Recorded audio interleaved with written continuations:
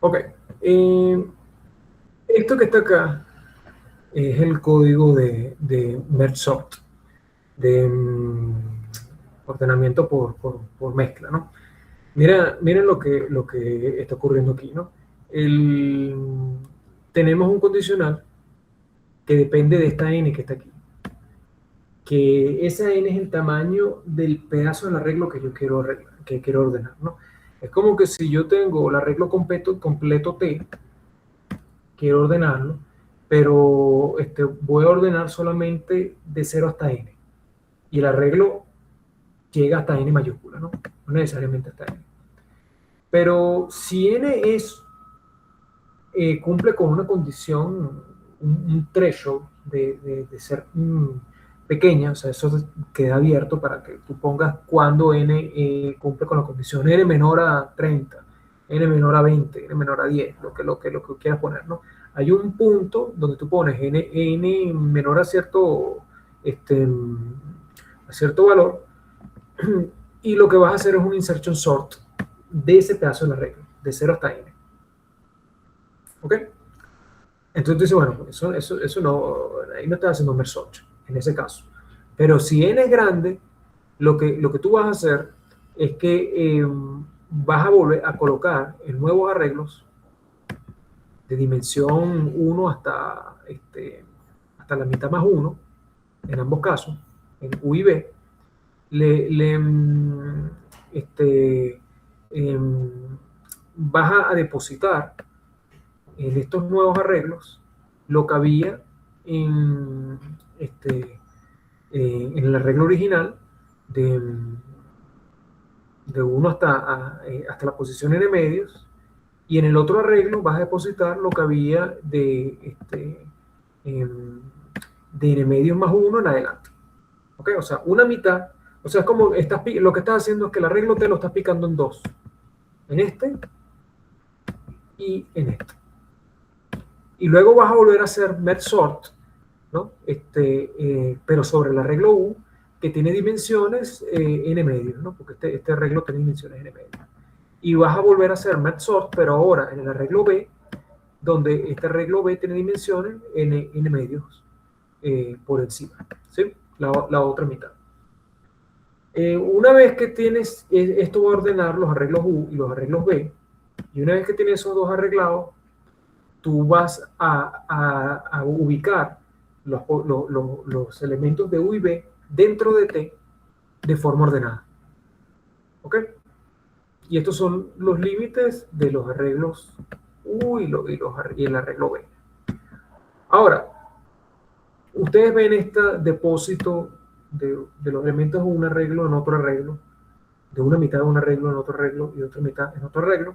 Eso, bueno, porque el Cormen lo pone así, ¿no? Lo coloca así como por pseudocódigo, ¿no? Pero eso es ineficiente. Yo trataría en la medida de lo posible de evitar esa asignación que está allí. ¿Ok? De tal forma de que en merge sort ideal sería un merge sort que puede hacer estos ordenamientos y esta mezcla sobre el mismo arreglo T. O sea, que yo pique el arreglo, el arreglo T es un lugar en memoria consecutivo, y que yo pueda hacer merge sort sobre el mismo arreglo T en un pedazo, ¿ok? Que lógicamente aquí estoy llamando U, pero realmente es el primer pedazo de T. Y hacer merge sort sobre T, sobre algo que estoy llamando aquí de forma lógica B en el lenguaje, pero realmente estoy refiriéndome a la segunda parte de T, ¿ok? Sin tener que hacer esta asignación. Y eso se puede hacer. Eso se puede hacer porque lo único que tengo que hacer es colocar un índice más a esto para decir que, bueno, que el merge sort funciona del índice tal al índice tal, ¿no? Entonces aquí tú pudieras decir que el merge sort lo estás haciendo sobre T, ¿ok? Pero entre el índice tal y el índice tal. Y aquí estoy haciendo un merge sort entre el índice tal y el índice tal, ¿ok? Entonces, las modificaciones que se hagan aquí en ese intervalo de índice no va a molestar a las modificaciones que se hagan aquí en ese otro intervalo de índice, porque son lugares disjuntos del mismo arreglo. Y después cuando vas a mezclar, estos son tendrías que tener los valores, los índices iniciales de U y de B, estos son los finales, ¿no?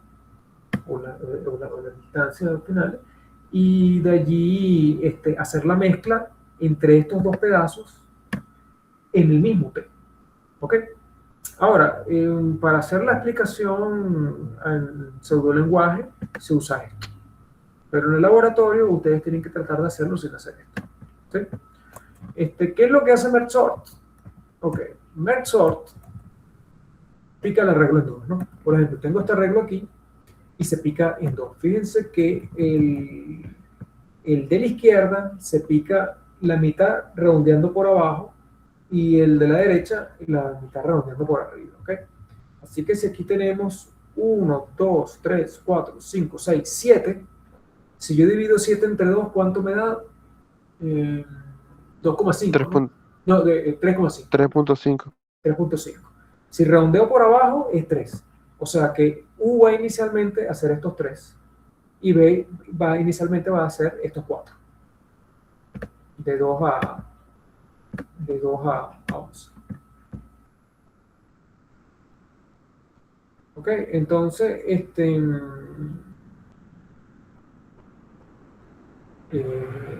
bueno, dividió 4 y 3. A ver.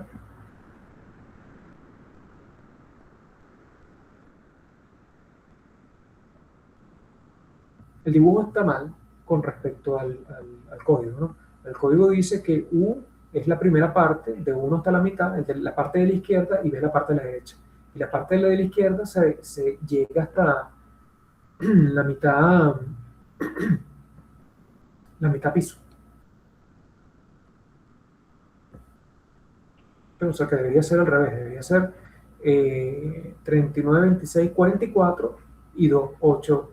Bueno, pero ok, ya vimos que entonces en el dibujo estos tipos están tomando esto al revés, ¿no? De que el de la izquierda se aproxima por arriba y el de la izquierda por debajo. Al final es lo mismo. El algoritmo va a funcionar igual, ¿no? Divide en estos dos pedazos.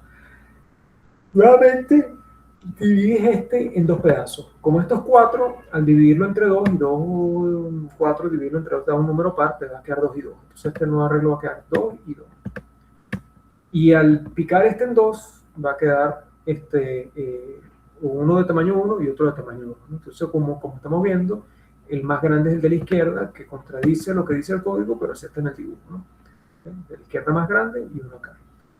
Luego, que tienes estos 2 y 2,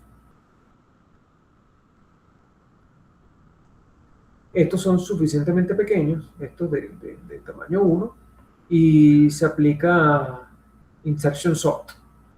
¿Ok? Entonces, al ordenar esto con insertion sort, estos dos cambian de lugar, estos dos cambian de lugar, esto queda igual y esto queda igual. ¿Ok? Queda así, ¿no? Y luego entonces mezclo, ¿no? Así era como lo tenía la cuestión, uno de estos dos arreglos mezclados. Entonces el primero tiene 2, el siguiente en cuestión es 26, después viene 39 y después viene 44. Aquí el primero es 8, el segundo es 11 y después el 83. ¿Cómo yo puedo implementar un algoritmo que haga esto, que haga la mezcla? ¿Qué hago para mezclar?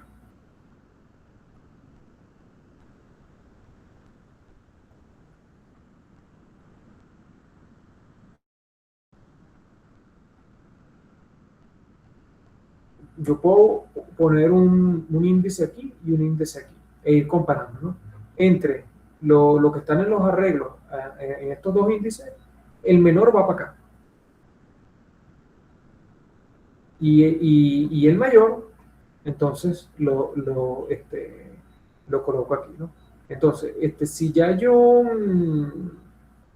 entre los dos, el más pequeño, ya sé que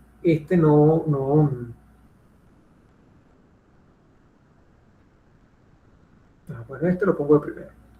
Luego, ya sé que este no lo voy a usar más, ya lo usé, muevo el apuntador, muevo el índice para acá, a 44, y comparo 44 con lo que queda, ¿no? Como 44 y 26 no, este es más pequeño, pongo el 26 aquí. ¿okay? Entonces muevo el índice para acá, 39, y comparo estos dos. Y entre estos dos, 39, 44. Ahí vamos a ver el código de esto, ¿no? Pero bueno, hice la mezcla de estos dos. Luego hago la mezcla de estos dos. El dibujo donde está la mezcla de estos dos está aquí. ¿Ven? Comparo 2 con 8, ganó el 2. Sigue muevo el índice para acá. Comparo 26 con 8, ganó el 8, va para acá.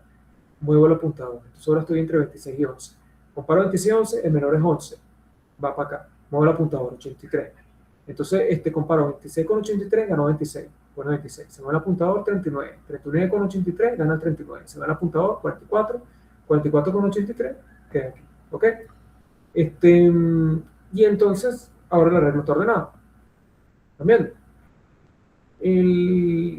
aquí en este ejemplo, se aplica insertion sort cuando los arreglos, eh, los subarreglos tienen tamaño igual a 2 o menos. ¿Sí? Pero también se pudo haber programado que empezaban antes, ¿no? Entonces, digamos que tal vez hay como un punto óptimo en el proceso donde es bueno switcharse a insertion sort, donde estadísticamente es más probable que ordene más rápido si el threshold para hacer el switch a insertion sort ocurre un poquito más arriba. ¿Ok? Ni muy arriba porque sería insertion sort puro, ni muy abajo que tal vez se pierde algo, ¿no? Tal vez se puede hacer un poquito antes, ¿no? ¿Cuál es el criterio? Bueno, vean lo siguiente, ¿no? ¿Cuál es el mejor caso del insertion sort? ¿Cuánto tarda en complejidad asintótica?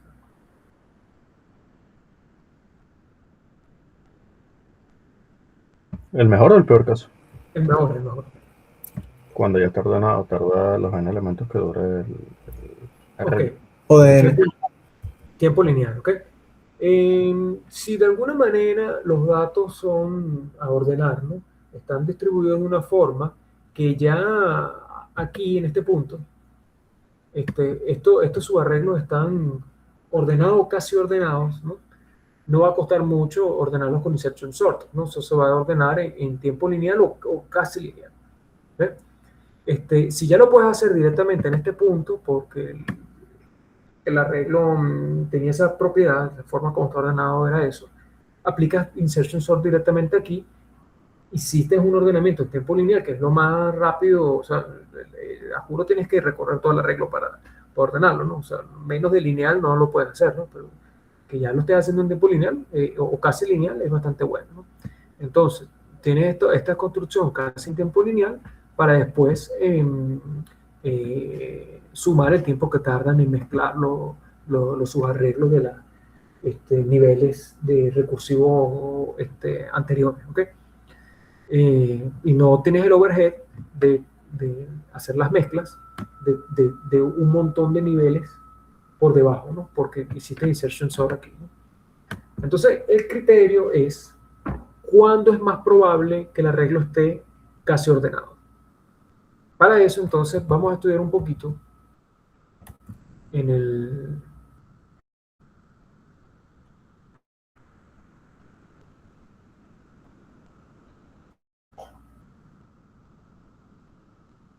Informative cuando estuvimos viendo.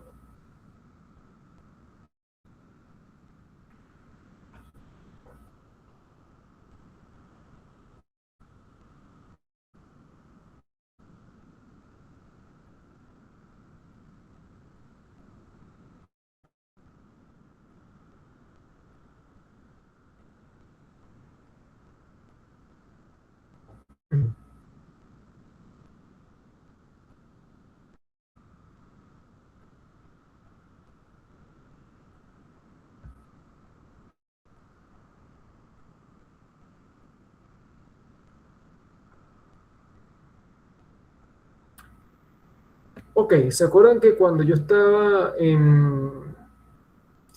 explicando el insertion sort, que era, ¿cuál era?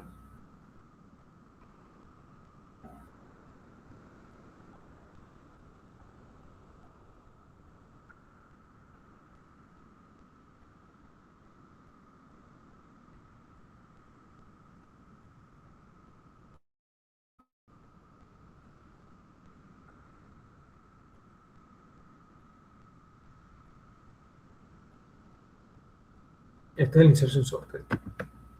¿Okay? Decíamos que la sumatoria de todos los costos, ¿no? Respetaba esto, ¿no? Donde teníamos un J que dependía del arreglo, o sea, de lo que había dentro del arreglo y del elemento E. ¿Ok? Si este era el arreglo A y este era el elemento E, realmente lo que costaba este J que está aquí era el número de veces que iteraba este ciclo, ¿no? Y el número de veces que iteraba este ciclo dependía de qué tan lejos estaba este E del lugar donde debería estar para que este pedazo de aquí hasta ahí esté ordenado, ¿sí? Por eso es que esta J es un número que iba a variar y dependía de los elementos que hubieran en el arreglo y de quién era E. ¿Ok? Realmente dependía de los elementos que había en el arreglo hasta la posición I. No, esto, no importa lo que había aquí, eso no iba a cambiar, ¿no? No iba a cambiar el tiempo de ejecución de este ciclo interno. ¿Ok? Entonces la pregunta es, ¿cuál es el valor promedio de este J? ¿Ven? Esa es mi pregunta. ¿Ven? Y preguntarme, bueno, ¿cuándo ese J no vale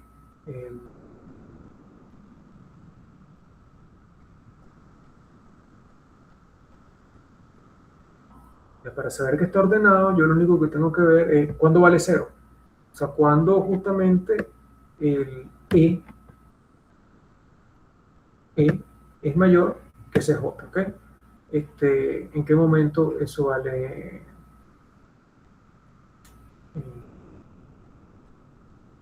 0? Bueno, más bien, ya va. No, espérense.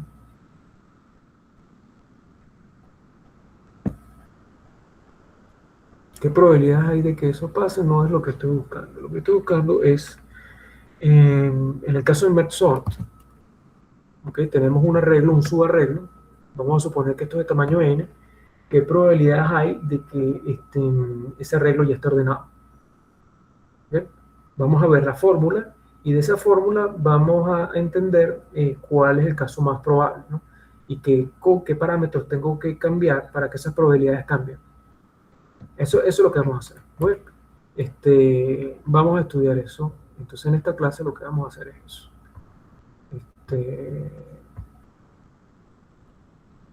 Algoritmo de estructuras 2, Julio.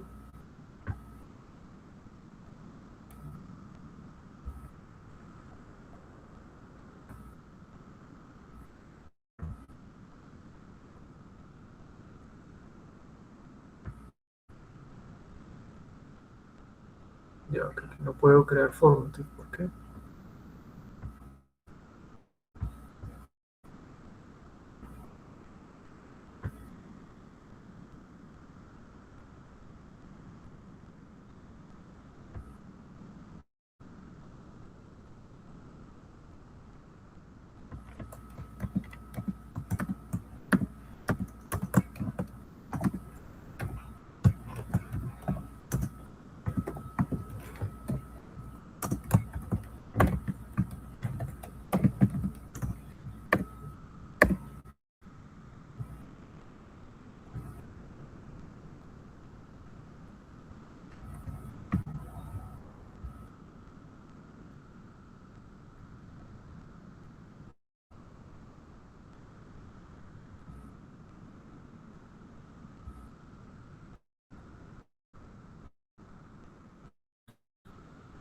Ok, miren, el tema es el siguiente, ¿no? Tengo una regla.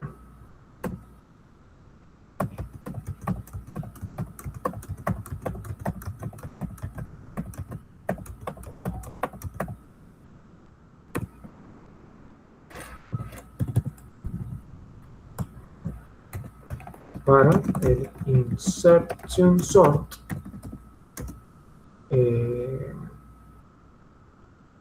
si el arreglo está ordenado en el tiempo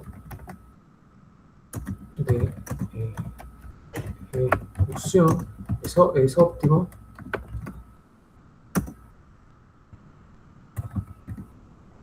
en orden lineal. ¿Ok? Supongamos que los elementos del arreglo a ordenar viven en un universo de elementos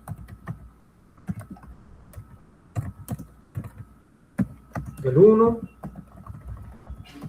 hasta el n.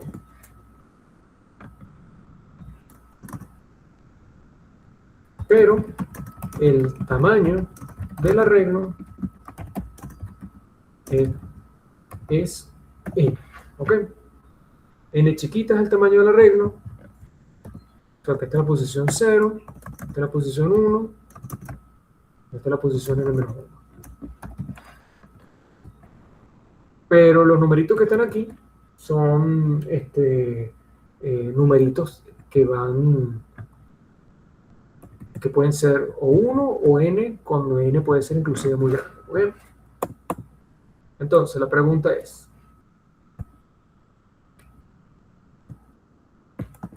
en este universo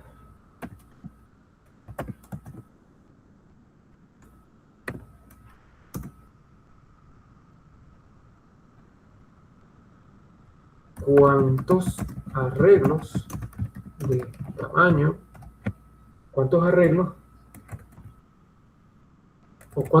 existen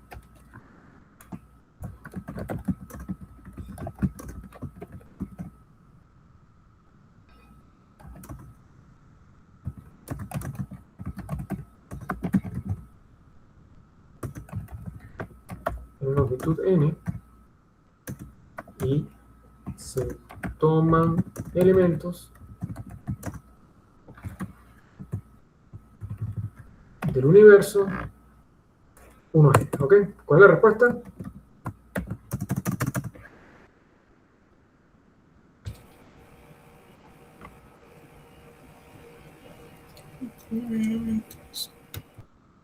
Es como un juego del ahorcado, ¿no?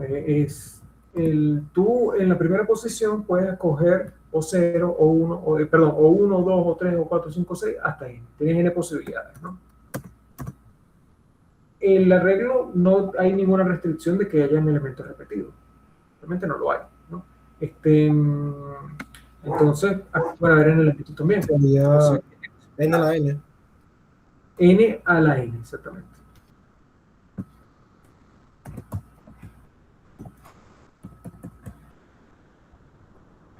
N a la n. Ahora, de este número de arreglos, este número de arreglos n a la n, ¿cuántos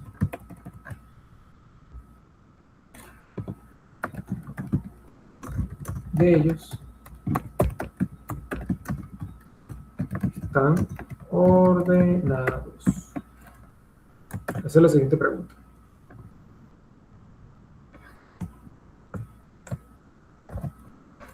Y entonces, ¿cómo estudiamos la respuesta?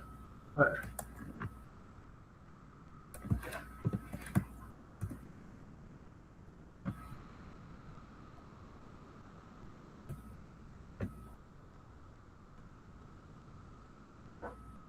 ¿Cómo estudiamos la respuesta? ¿No? Si no se admitieran repeticiones, los órdenes lineales están en biyección con los subconjuntos, ¿no? O sea, los órdenes lineales de tamaño n están en biyección con los subconjuntos de tamaño n. Así que hubiera una cantidad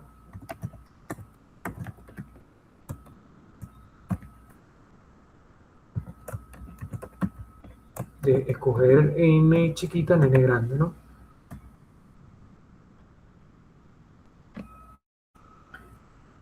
Si no se admiten repeticiones. El problema es que hay más combinaciones que esto. Hay más combinaciones que esto porque sí se admiten repeticiones. Entonces la pregunta es, ¿cuántos más hay? Y exactamente cuál es el número.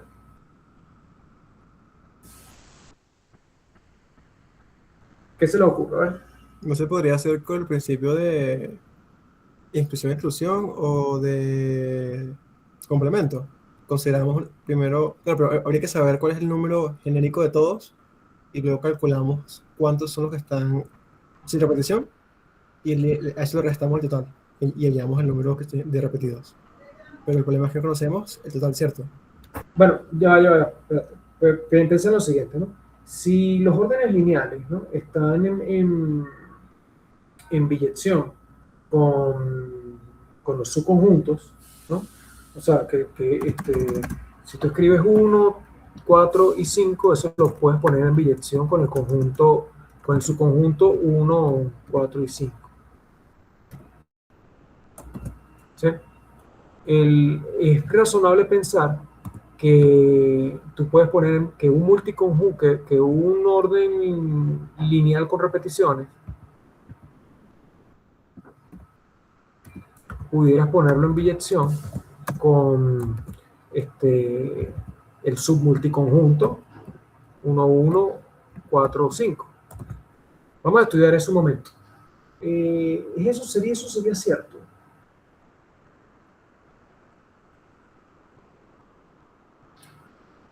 Esta transformación que convierte el orden lineal en repeticiones con repeticiones, esta función f que transforma este orden lineal en este conjunto.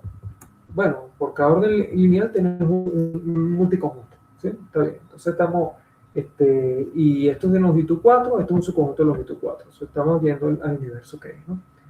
Y mi pregunta ¿es inyectivo?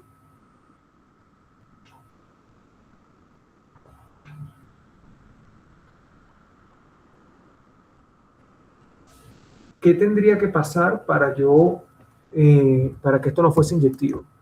Para que esto no fuese inyectivo, tendría que haber otro elemento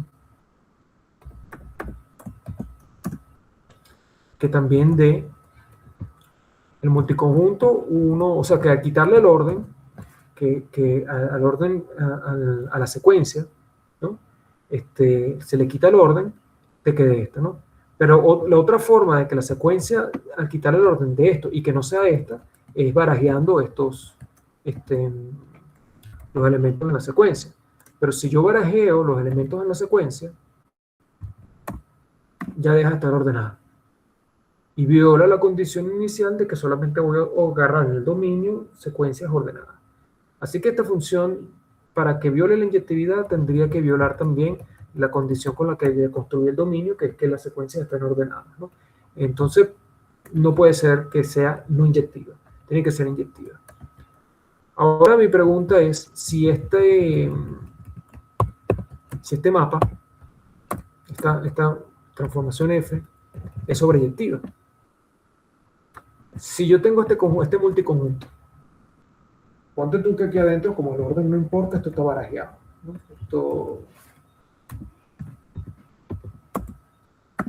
Hay una única primagen. Hay una única secuencia ordenada que sería primagen de esta función.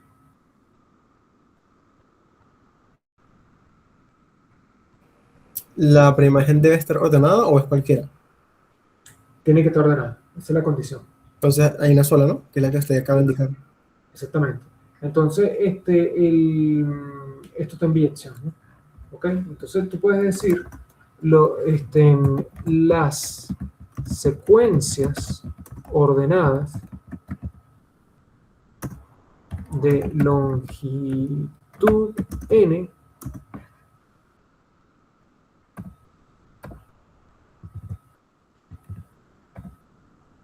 están en biyección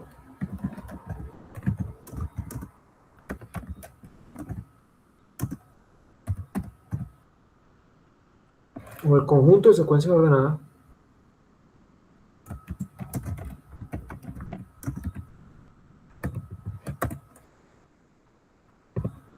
están en biyección el conjunto de secuencias ordenadas de longitud n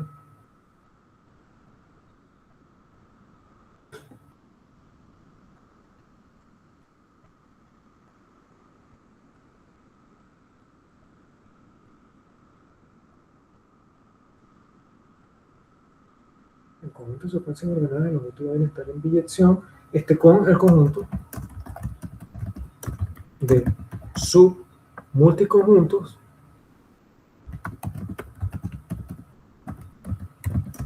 de cardinalidad n. Y vamos a ponerlo así, ¿no? En un universo de total de n elementos, el conjunto de las secuencias ordenadas de longitud n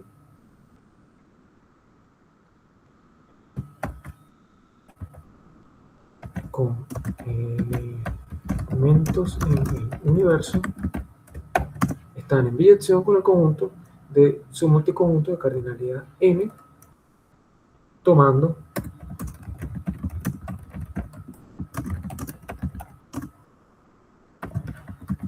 ok. Entonces quiere decir que la respuesta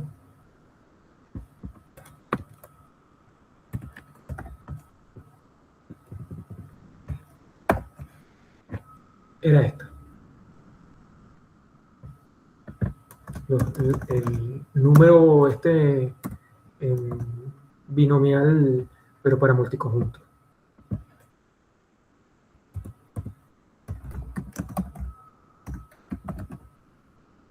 Por lo tanto, el número de secuencias ordenadas de longitud n es igual al número de su multiconjunto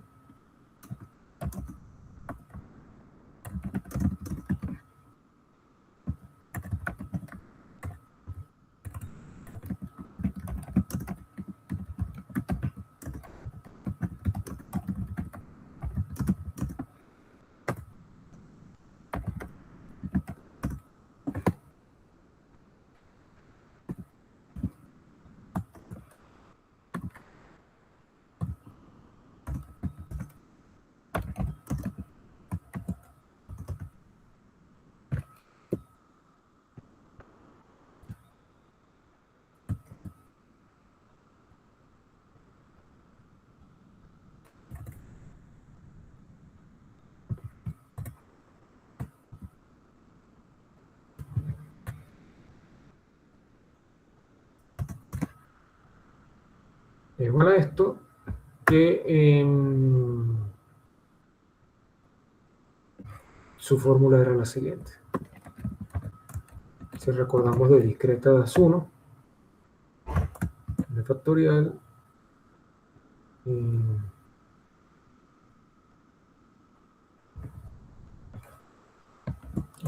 a la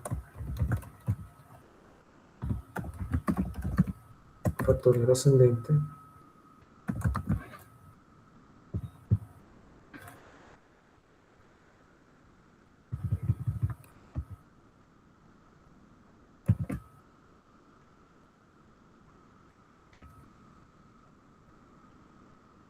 ¿se acuerdan de esta fórmula, no? Sí. ¿Okay? Cuando era factorial descendente era la de binomial normal. Ok. Entonces estamos diciendo que el número total de arreglos es n a la n.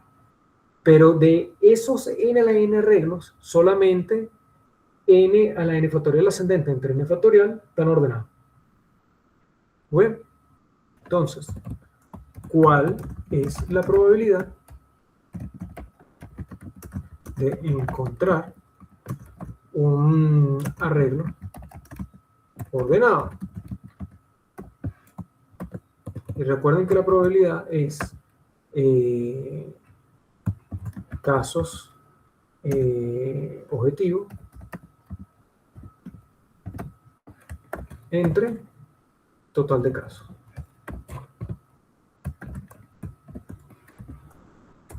Número total de casos.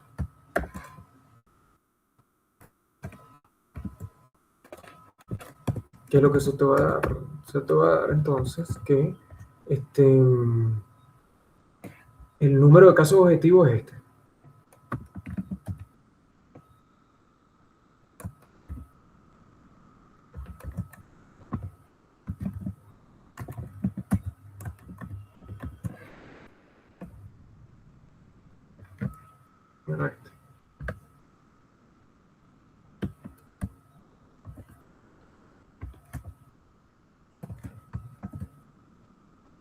Y el número total de casos es n a la n.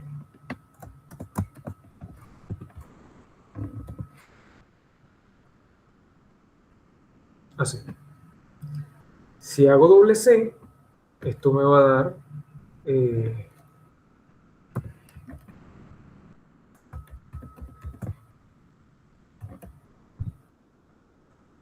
factorial por n a la n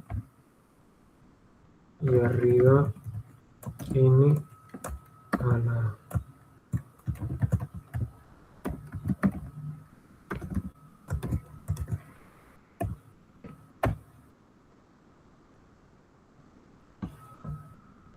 ok. Me falta poner igual.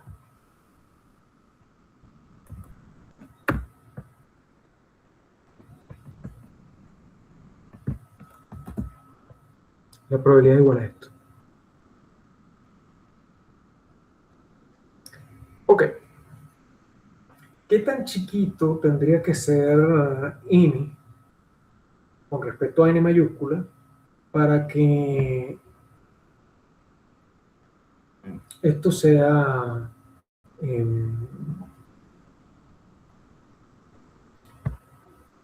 para que esta probabilidad sea lo más grande posible? ¿Están viendo?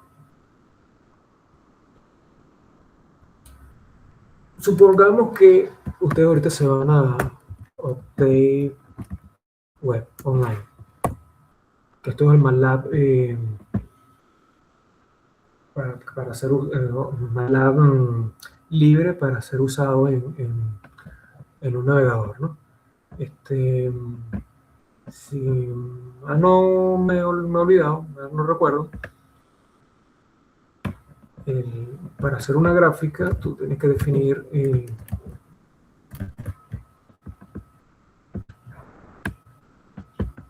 vamos a poner algún ejemplo numérico. Vamos a suponer que n es igual a 200.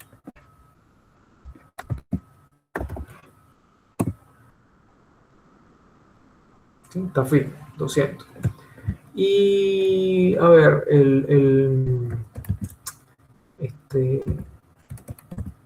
yo quiero crear. ¿Por qué pasó? Propaganda. Y yo quiero entonces en la X hacer un vector space que no me acuerdo si era así, tenía que poner de 1 hasta n. Ahí está, ok. Me creé un vector con todos los valores.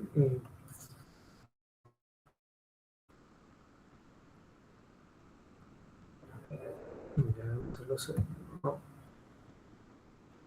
Hasta n. Y que sea de 1 en 1, ¿no? Creo que la cosa así. A ver.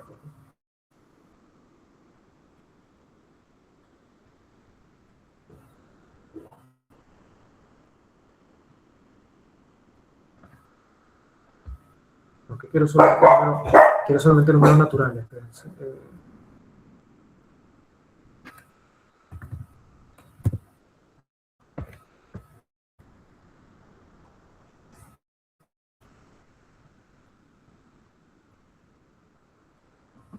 Uno, 3, 5. A ver, ¿cómo le digo el paso, ¿no? Quiero que él vaya de 1 hasta n, que es 200, pero que vaya de 1 en 1.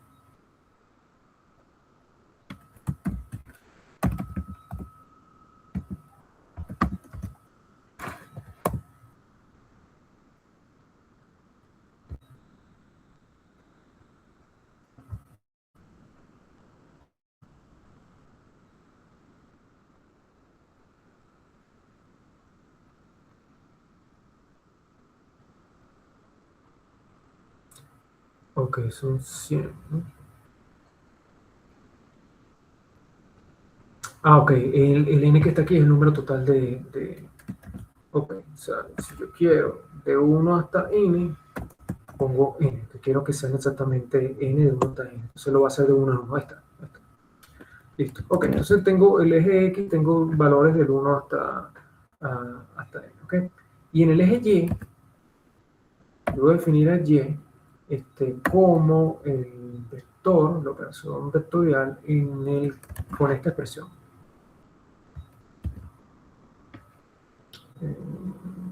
N, o sea, si tomo un X, claro, lo que pasa es que no tengo definido X factorial ascendente.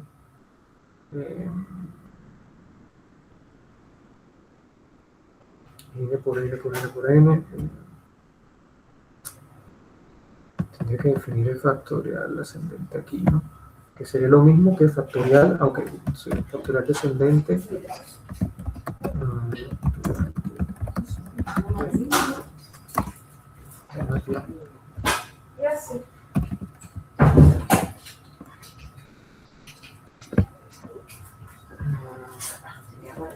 Apocharme, ajá.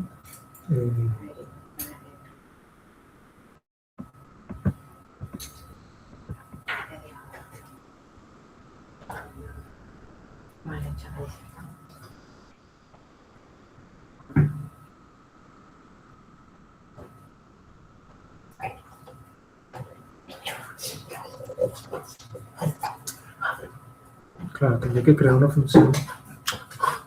Tendría que crear una función para hacer esto, ¿no? Factorial ascendente.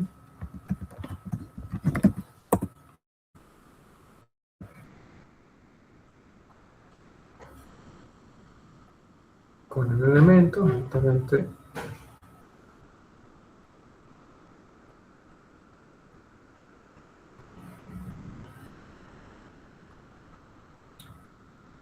Aparece que, bueno, con este código, vamos a ver.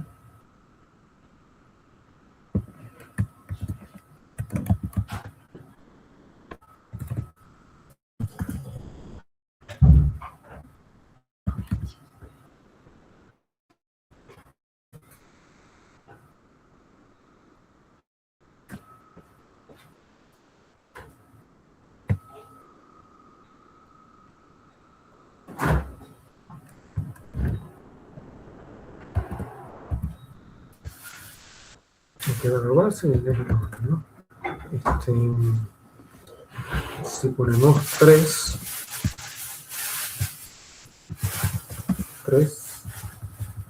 y 2,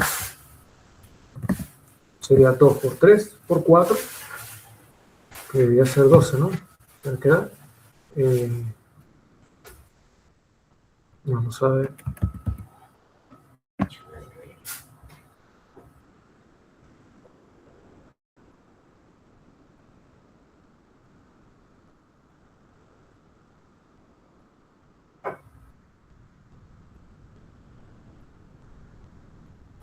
No, pero es que esto es para poder hacer... no, lástima.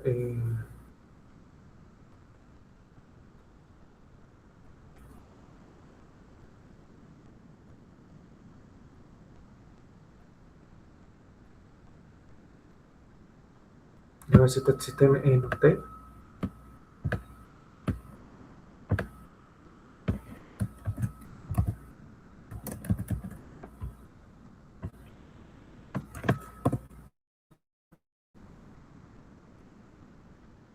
Bueno, sí, sí funciona, ¿ok? A ver, entonces, ¿quién es el...? ¿Será que esto es 5 por 6 por 7? ¿Cuánto es 5 por 6 por 7?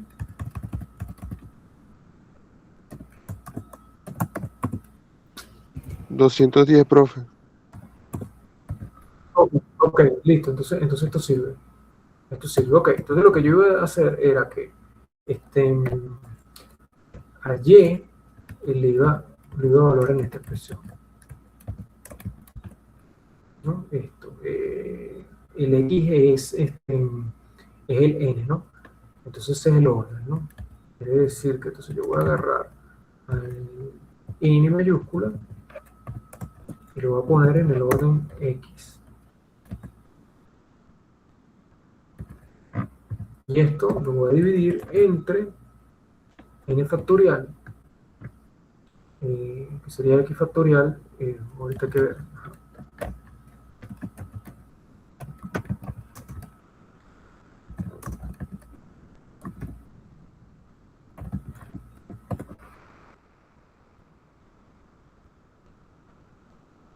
Factorial.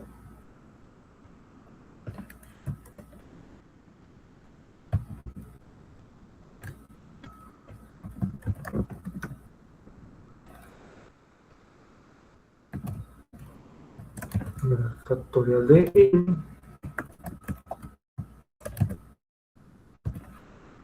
por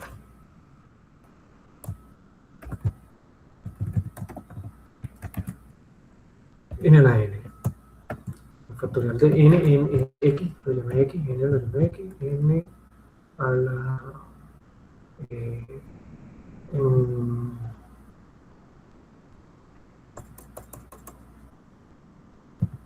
ok, voy a copiar esto primero.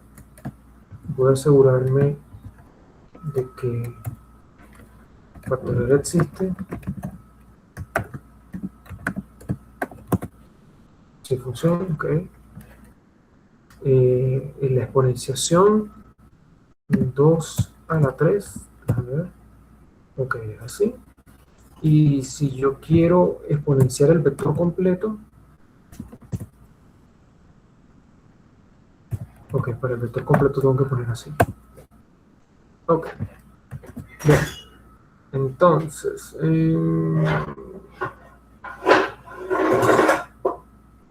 yo no sé si puedo pasarle factorial al vector completo. A ver qué pasa.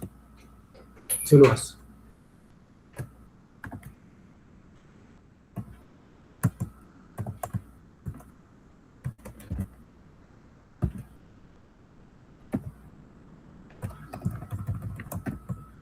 Ok, esta sería la expresión.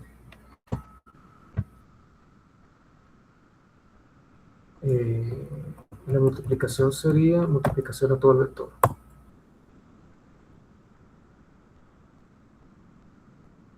Igual a 0.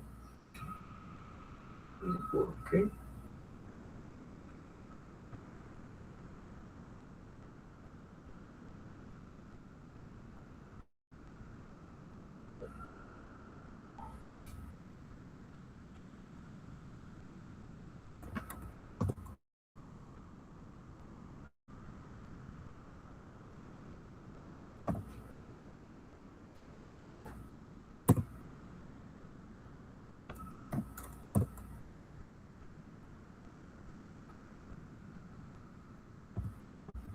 No, pero yo lo que quiero es...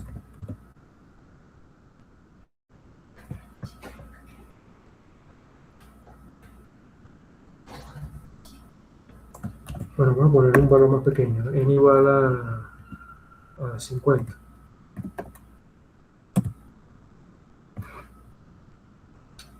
Hacemos...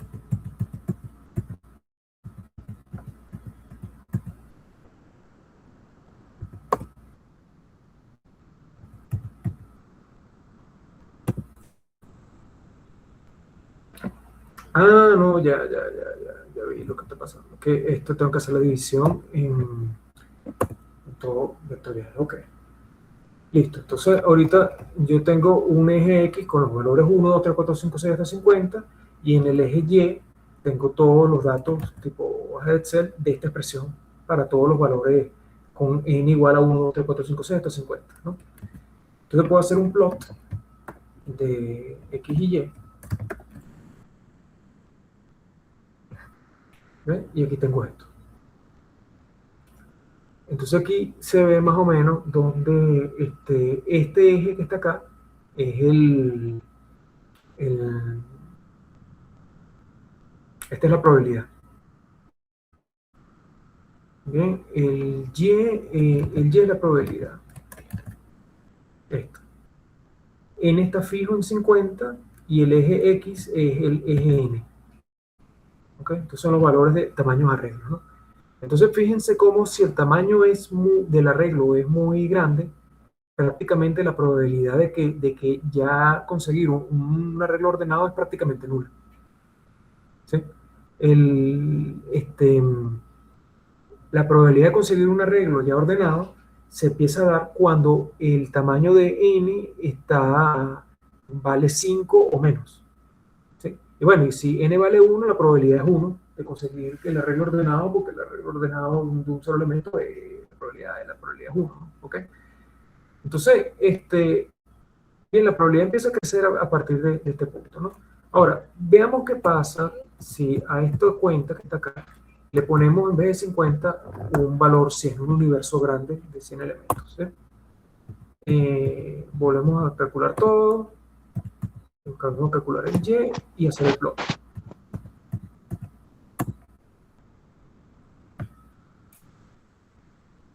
Ok, difícil ver cuál es esta región, ¿no? Así que vamos a hacer un plot de x entre 0 y 20 nada más. Mira cómo hacía.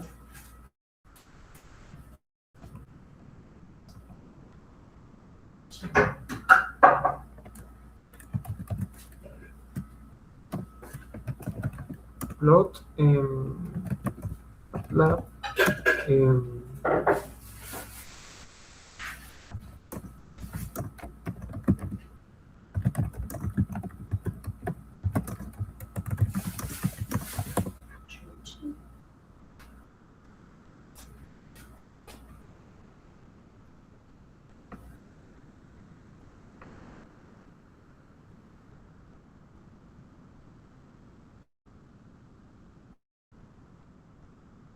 no lo puedo filtrar por aquí, tengo que filtrarlo por fastidio.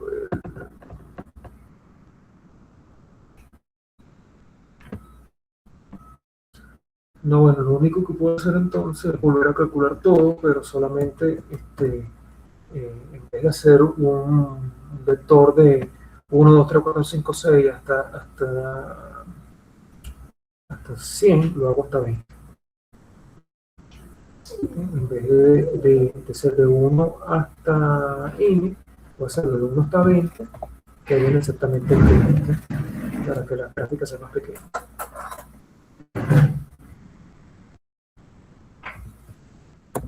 Calculo la función y la ploteo. Ahí está más claro, ¿ves? Ve, la probabilidad de conseguir un arreglo ordenado igualmente empieza a crecer de 5 en adelante, ¿ok? Ahora, si n es muy, muy grande, vamos a poner aquí 1000, esta cantidad.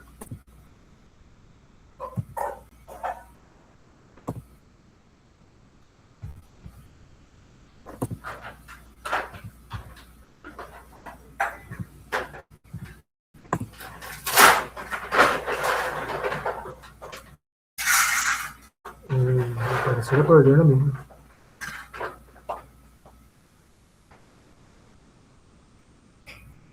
Profe, creo que fue Alien Space que puso el 20.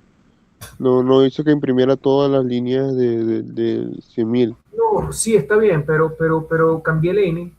Al cambiar el n, estoy cambiando en esta fórmula el tamaño del factorial y tengo esto, ¿no? Ok, vamos a ver, vamos a hacer lo siguiente. Entonces, en vez de hacer un n grande, vamos a hacer un n pequeño. Vamos a poner que n solamente es 10.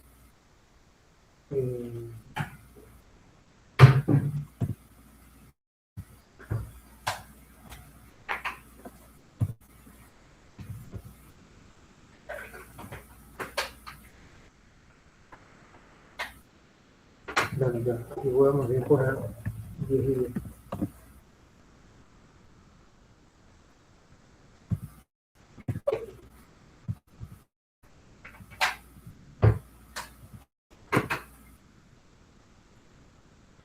Ok.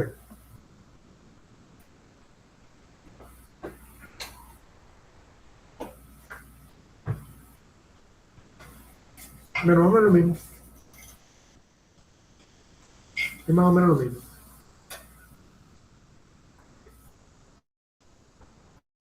tamaño 4, tamaño 2. Ok, entonces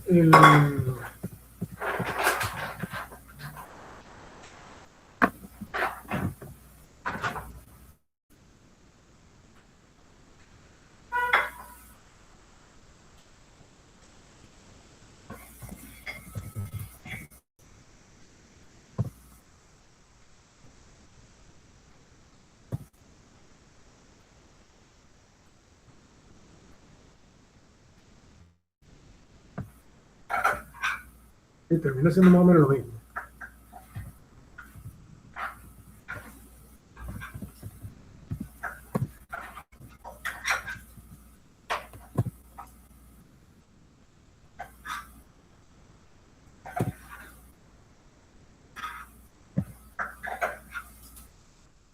La probabilidad es como de 0,1. Empieza a ser significativo a partir del 5. 5, 4, tamaño para n, inclusive n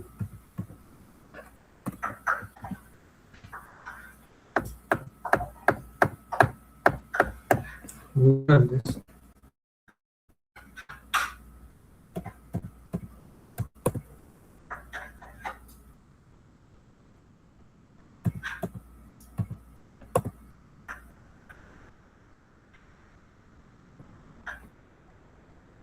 No, eso es lo mismo, ¿ok? Bien, entonces esto lo que quiere decir que para conseguir un arreglo ya ordenado, para aplicar insertion sort, más o menos si el arreglo tiene tamaño 5, bueno, 4, por aquí tamaño 3, 4, es más o menos razonable usar insertion sort. Entonces, según esta gráfica, yo recomendaría aquí, en este algoritmo, decir que n es pequeño cuando n es 5, 4, más o menos. Porque no necesito que el arreglo esté realmente ordenado para que más o menos sea bueno, sino lo que necesito es que esté casi ordenado. Entonces, si en 5 ya empiezan a aparecer arreglos ordenados, tamaño 5, estar casi ordenado deben aparecer en 5, 6, o sea, que no lo tomen textual, porque lo que sirve no es exactamente que esté ordenado, sino que esté casi ordenado, ¿ves? Entonces, yo diría que por aquí, entre 5, 6 es un buen punto para que el insertion sort sea más o menos rápido. Entonces, lo que yo quiero que ustedes hagan en el laboratorio es que implementen un merge sort como y pongan este límite de n que switchea a insertion sort más o menos en un rango por aquí, 6, 7 por acá, ¿no? Que es donde es probable conseguir un arreglo ordenado o un arreglo casi ordenado. Esta es la gráfica de la probabilidad de conseguir un arreglo ordenado. Conseguir un arreglo casi ordenado que le falten 2 elementos, lo que debe pasar es que esto está un poquito elevado, ¿no? Entonces, prueben las corridas, o vean el desempeño en diferentes casos aleatorios de arreglo y verifiquen en qué punto el tipo tiene una mejora, ¿no? Y ustedes se van a dar cuenta que si colocan el insertion sort por aquí, la complejidad se dispara, ¿ok? Pero cuando la empiezan a colocar por aquí, hay una mejora. Y hay un trade-off entre el costo de realizar todas estas mezclas, de realizar las mezclas de los arreglos divididos, ¿no?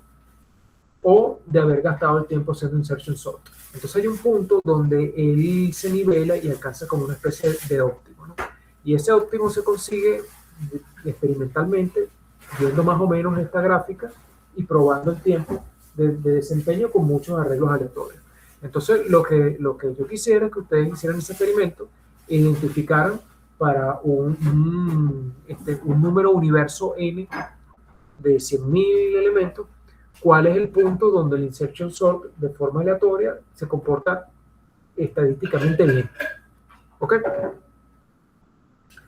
Entonces, bueno, eso es lo que, de lo que quería hablar sobre el merge sort y este tema de dividir y vencerás, ¿ok? En el laboratorio hagan eso y en la próxima clase vamos a ver quicksort y alguna prueba de correctitud aplicada a este tema en particular, ¿ok?